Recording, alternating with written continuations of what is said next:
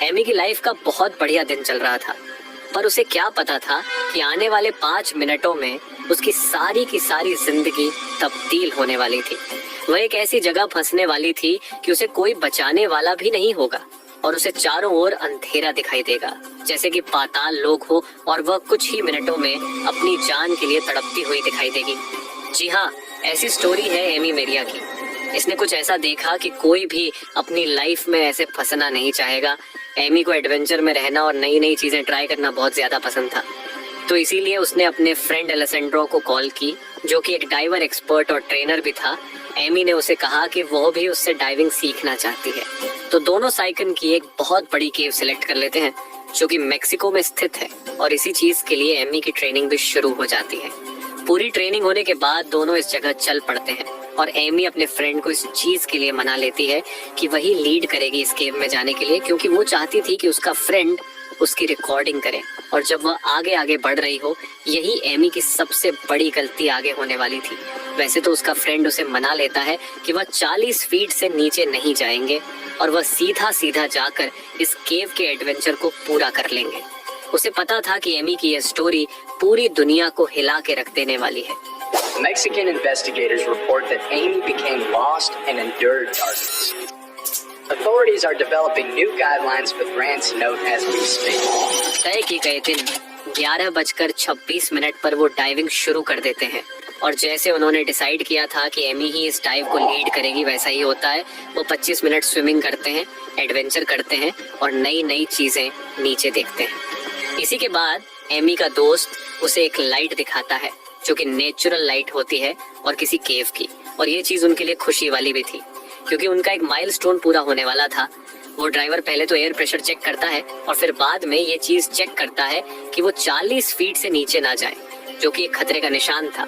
ये चेक करने के बाद वो ड्राइवर एमी को ग्रीन सिग्नल दे देता है कि वो अब नीचे जाने के लिए तैयार है। लेकिन एमी को क्या पता था कि यही ग्रीन सिग्नल उसकी लाइफ में बड़ा सा रेड स्टॉप साइन लाने वाला था। वो दोनों आगे बढ़ते हैं और उन्हें दिखते हैं 2 नए रास्ते। एक वो रास्ता जो पहले भी टूरिस्ट यूज करते थे, और एक वो रास्ता जिसे सभी अवॉइड करते थे डेंजर मानकर। लेकिन एमी बिना डरे इसी रास्ते जाना शुरू कर देती है। आगे जाकर वो लोग ऐसी चीज देखते हैं कि वो भी पागल से हो जाते हैं कि ये हमने क्या देख लिया। वहां पर था नेचर का एक ऐसा नजारा जो दोनों ने पहले कभी नहीं देखा था, और इस एडवेंचर पर एमी इसी मौके को रिकॉर्ड करना चाहती थी। तो उसका दोस्त वही करता है, पर जिन लाइट्स के साथ वो दोनों आसपास देख रहे थे उन्हें ऑफ करना पड़ता है, क्योंकि वो चाहते थे कि उनकी फोटो और वीडियोस में नेचुरल लाइट ही आए, जो वीडियो बढ़िया बन सके। रिकॉर्ड की गई वीडियोस एमी को बहुत ज्यादा पसंद आती है और वो खुश भी होती है। ऐसे ही वह दोनों आगे बढ़ना शुरू कर देते हैं, और जो लाइट्स एंड्रू ने बंद की थी वह ऑन करना भूल जाता है, और वो फिर भी स्विम करना शुरू कर देते हैं। आगे जाकर एमी को 2 रास्ते दिखाई देते हैं। ये दोनों रास्ते ही केव्स को जाते हुए दिखाई दे रहे थे। एमी का पहले कोई भी एक्सपीरियंस नहीं था, तो उसे नहीं पता था कि किस ओर जाना है। वो पीछे घूमने का ट्राई करती है, पर उसे कुछ दिखाई नहीं देता। तो केव में हम बोल भी नहीं सकते, तो इसी वजह से उसके दोस्त को भी समझ नहीं आ रहा था कि एमी ऐसा क्यों कर रही है। अगर उसे पता होता तो वह आगे बढ़ता और उसे रास्ता बताता, पर एमी राइट जाने की बजाय लेफ्ट चूज करती है और आगे बढ़ जाती है। जब वह आगे जाकर देखती है तो उसे पीछे भी कुछ दिखाई नहीं देता, और इसी टाइम पर यह स्टोरी एक डार्क मोड ले लेती है। ये केव में रोशनी बिल्कुल नहीं होती, तो इसी वजह से लाइट्स ऑन होने के बाद भी एमी को सिर्फ अपने सिर के थोड़ी आगे तक ही दिख रहा था। पहले तो उसे कोई शक भी होता है, लेकिन फिर वह स्माइल करती है और उसे लगता है कि उसका फ्रेंड उसके साथ आ रहा है, लेकिन कुछ भी ऐसा नहीं होता। एमी अपनी लाइट को ऑन ऑफ करना शुरू करती है और सिग्नल देती है कि उसका दोस्त उसे देख ले। लेकिन काफी देर आसपास स्विम करने के बाद भी उसका दोस्त उसे नहीं मिलता। उसने ये क्या कर लिया था, ऐसा ही सोचकर वह परेशान होना शुरू हो गई थी। और दूसरी ओर एंड्रू भी कैमरा बंद कर जब अपनी लाइट्स ऑन करता है तो उसे पता चलता है कि एमी उसके पास नहीं है। अब कुछ ही मिनट पहले वह दोनों एक साथ थे। अब ऐसा क्या हो गया कि एमी उसे नहीं मिल रही। यही चीज सोचकर उसका दोस्त परेशान होने लग पड़ता है। फिर जल्द ही वह एक्टिव होता है और अपने आसपास एमी को ढूंढने लगता है, क्योंकि उसके दिमाग में यह चीज आ गई थी। अगर एमी कहीं पैनिक कर गई या डर गई तो उसके लिए नई दिक्कत आ सकती है।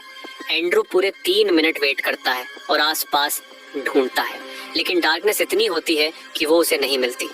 एंड्रियो को यह यकीन हो जाता है कि वो उसके आगे थी तो वो बाहर निकल गई होगी, एंड्रू को यह दिखाने के लिए कि वो भी खुद अकेले डाइविंग कर सकती है। तो ऐसा उसे लगने के बाद वो मार्किंग से हटाता है और आगे बढ़ना शुरू करता है। फिर पता चलता है कि मार्किंग हटानी ही उसकी सबसे बड़ी गलती थी। जब एंड्रू फिनिश पॉइंट पर पहुंचता है और देखता है कि एमी भी यहाँ पर नहीं है तो घबराना शुरू कर देता है।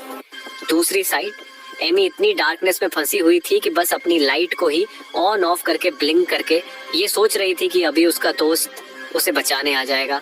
घबराती भी है और फिर अपने आप को समझाने लग जाती है कि उसका दोस्त एक परफेक्ट और स्पेशल ड्राइवर है, वह अभी आएगा और उसे बचा लेगा। यही एमी की लास्ट होप थी। दूसरी तरफ एंड्रू एंड पॉइंट पर जाकर एमी को वापस लाने की सोचता है, पर फिर उसे पता चलता है कि उसका ऑक्सीजन का टैंक खत्म हो चुका है और यही सबसे बड़ा खतरा था। अगर एमी का भी ऑक्सीजन टैंक खाली हो गया तो उसकी भी उसी टाइम पर केव में मौत हो जानी थी। तो नया टैंक ढूंढने के लिए वो वहां से दूर जाता है और 1-2 घंटे के बाद फिर वहीं केव पर वापस आता है। तभी उसके दिमाग में ये भी चीज चल रही होती है कि वह खुद अकेला ही एमी को बचा लेगा और इस टाइम तक पूरे 2.5 घंटे हो चुके थे और एंड्रू के एक्सपीरियंस के हिसाब से इतने टाइम में ऑक्सीजन का टैंक खत्म हो जाता है। और फिर भी एंड्रू कुछ नेगेटिव सोचे बिना आगे बढ़ता है और एमी को ढूंढने लग जाता है, क्योंकि एंड्रू को होप होती है कि उसकी दोस्त इतनी जल्दी हार नहीं मान सकती। और पूरे 15 मिनट स्विम करने के बाद एंड्रू को कुछ फ्लोट करता हुआ दिखाई देता है। जी हाँ, ये एमी की ही बॉडी है, जिसके बारे में उसके दोस्त को पास जाकर पता चलता है। एक चीज देखकर तो वह पागल ही हो जाता है कि एयर वाली पाइप एमी के मुंह में नहीं है, वह बाहर पानी में लटकी हुई दिखाई दे रही थी। यही वह टाइम था जब एंड्रू ये सोच रहा था कि एमी को वो अभी भी बचा सकता है, लेकिन ऐसा कुछ भी नहीं हुआ। ये था एमी का अंत। वो बहुत ट्राई करता है, अपनी पाइप भी उसके मुंह में डालता है और एयर देने की ट्राई करता है और बहुत सारे तरीकों से एमी को सपोर्ट करता है कि किसी ना किसी तरह उसे सांस मिले और वह बच जाए। लेकिन तब तक बहुत देर हो चुकी थी। फिर पूरे 15 मिनट स्विम करने के बाद किसी ना किसी तरह लटकते लटकते वह एमी को ऊपर ले आता है और तभी उसे पता चलता है कि अब एमी नहीं बच पाई और उसकी डेथ हो चुकी है। इसके बाद इसी केव पर गवर्नमेंट द्वारा बहुत सारी चीजें चेंज की गई और ड्राइवर्स को और ज्यादा वार्न किया गया कि आगे इसी तरह एमी की तरह कोई और अपनी जान न गवा दे। ऐसे ही वीडियोस के लिए सब्सक्राइब करें।